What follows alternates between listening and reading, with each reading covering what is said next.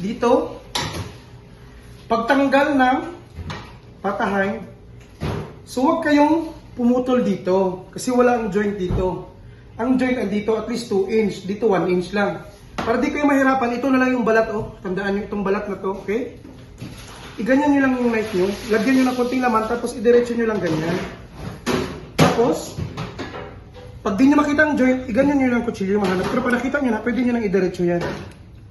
Huwag kayo maghiwa diretso kung di nyo natamaan ang joint. Tapos, diretso putol na yan. Okay? Tapos dito, sa H-bone o pelvic bone, itong buto na to, wala dito yung joint. Dito talaga yan. Kadugtong ng femur bone. Straight lang sila.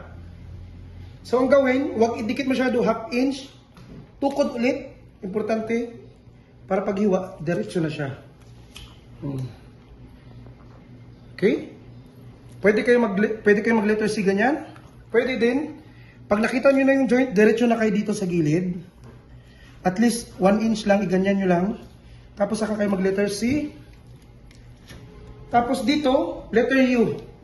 Kung may buto dito banda na maliit, iiwas nyo lang knife na konti, tapos diretso ganyan. Tapos diretso na, long 1 stroke na lang. Ganyan na lang. May buto, iiwas nyo lang konti yung buto. Long 1 stroke na lang, diretso.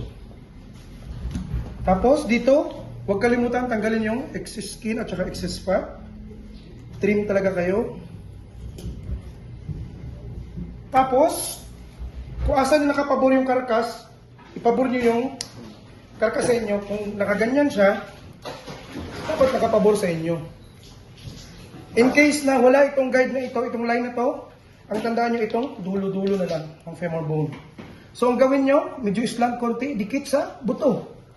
Tapos, diretso, iiwat ng ganyan. Okay na yan.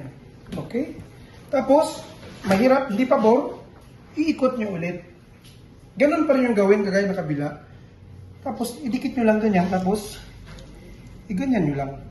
Ito, bone chip, or itong, katawag dito, kalimutan. Kneecap, so, ganyan. Isali nyo, tapos, dito daan kayo sa baba. Ganyan na. Tapos, ganyan. Okay?